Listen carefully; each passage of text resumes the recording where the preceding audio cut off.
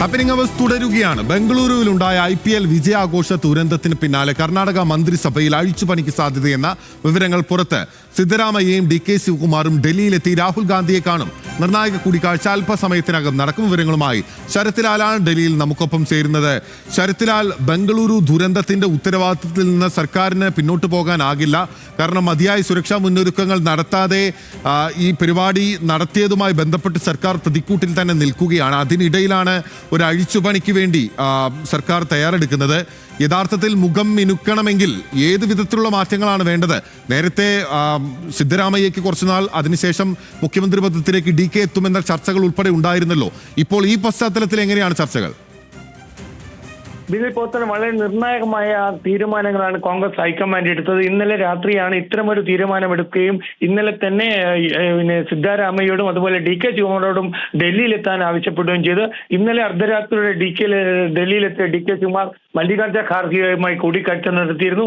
ബംഗളൂർ ദുരന്തത്തിന്റെ പശ്ചാത്തലത്തിൽ താൻ രാജിക്ക് തയ്യാറാണ് എന്ന് DK ശിവകുമാർക്ക് ഹൈക്കമാൻഡിനെ അറിയിച്ചിട്ടുണ്ട്. അതേപോലെ തന്നെ ആഭ്യന്തരമന്ത്രി G പരമേശ്വരയും പുറത്തേക്ക് എന്നാണ് നമുക്കിപ്പോൾ ലഭിക്കുന്ന വിവരം. കാരണം ബംഗളൂർ ദുരന്തത്തിന് പ്രധാനപ്പെട്ട കാരണം പോലീസ് അനുമതി നിഷേധിച്ചും പോലീസ് അനുമതി നൽകിയാണ്.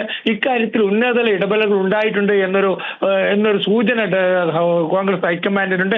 ഇതുകൊണ്ട് തന്നെ രാഹുൽ ഗാന്ധി നേരിട്ട് തന്നെ കർണാടകയിലെ ഒരു പുനഃസംഘടനക്ക് തയ്യാറെടുക്കുന്നത്. കഴിഞ്ഞ ദിവസം തെലങ്കാനയിൽ പുനഃസംഘടന നടത്തിയിരുന്നു.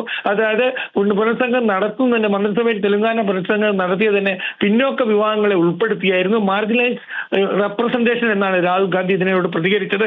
അതേപോലെ തന്നെ ഇപ്പോൾ ഇനിയുള്ള കോൺഗ്രസിന്റെ പ്രധാനപ്പെട്ട ഒരു ഭരണമാണ് കർണാടകയിൽ. കർണാടകയിലെ ഈ ദുരന്തത്തിന്റെ പശ്ചാത്തലത്തിൽ DK ശിവകുമാറും അതേപോലെ തന്നെ G പരമേശ്വരും മന്ത്രിസഭയിൽ നിന്ന് മാറുമെന്ന് തന്നെയാണ് ഇപ്പോൾ ലഭിക്കുന്ന സൂചന. DK ശിവകുമാർ സ്വയമാണ് താൻ രാജിവെക്കാൻ തയ്യാറാണ് എന്ന് വ്യക്തമാക്കിയത്. എന്നാൽ G പരമേശ്വര കർണാടക ആഭ്യന്തരമന്ത്രിയാണ്. ആഭ്യന്തരമന്ത്രിയുടെ കഴിവുകേടാണ് ഇതിന് പിന്നിലെന്നാണ് കോൺഗ്രസ് ഹൈക്കമാൻഡിന്റെ വിലയിരുത്തൽ. ഏതാണ്ട് G പരമേശ്വരയുടെ കാര്യത്തിൽ ഏതാണ്ട് തീരുമാനം ഉറപ്പായി. DK ശിവകുമാറിന്റെ കാര്യത്തിൽ ചർച്ചകൾ തുടരുമെന്നാണ് ഇപ്പോൾ ലഭിക്കുന്ന സൂചന. എന്നാൽ 11 മണിക്കുള്ള നിർണായകമായ കൂടിക്കാഴ്ചയിൽ മന്ത്രിസഭാ പുനഃസംഘടന സംബന്ധിച്ചുള്ള പൂർണ്ണ രൂപങ്ങൾക്ക് തീരുമാനമാവും എന്ന് തന്നെയാണ് നമുക്കറിയുന്നത്. പോത്തൻ. ഓക്കെ, ബംഗളൂരു ദുരന്തത്തിന്റെ പശ്ചാത്തലത്തിൽ ഇപ്പോൾ കർണാടക മന്ത്രിസഭയിൽ ചിലരുടെ മന്ത്രിസ്ഥാനം തെറിക്കാനുള്ള സാധ്യത നിലനിൽക്കുന്നു എന്നുള്ളതാണ് ശരത് ലാൽ റിപ്പോർട്ട് ചെയ്യുന്നത്. അഴിച്ചുപണിയിലേക്ക് കോൺഗ്രസ് പാർട്ടി സർക്കാരിനെ നിർബന്ധിക്കുകയാണ്. രാഹുൽ ഗാന്ധി തന്നെ DK ശിവകുമാറിനെയും സിദ്ധരാമയ്യയും ഡൽഹിയിലേക്ക് വിളിച്ചു വരുത്തിയിരിക്കുകയാണ്.